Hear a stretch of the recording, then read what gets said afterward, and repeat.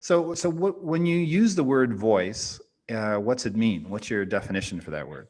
Well, that's the key. And you know what's really funny about that question is that when I look at the student voice book, kind of the framework for all our stuff, the foundation piece, we didn't even define it very well in there. As a matter of fact, we didn't define it very well in there.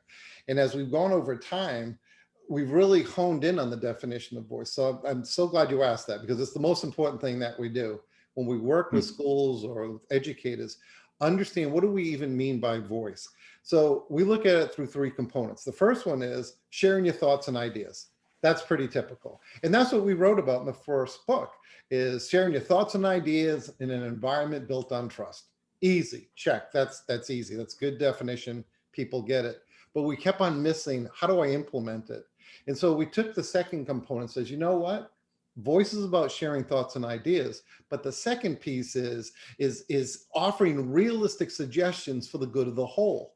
Now it takes voice to an operational level where it's not just sparing off ideas and thoughts, which isn't a bad thing, but to truly have a voice, I need to offer some suggestions that are not just good for me, but for the good of the whole.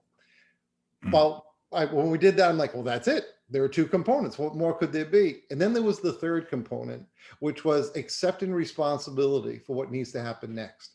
So when we look at voice, we see three stages: sharing thoughts and ideas, offering realistic suggestions for the good of the whole, and then taking responsibility.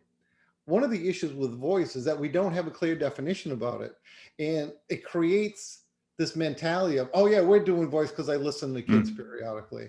But when you look at voice within that definition, very few schools operationalize voice. Student voice, teacher voice, and parent voice. It's the exact same definition for everybody.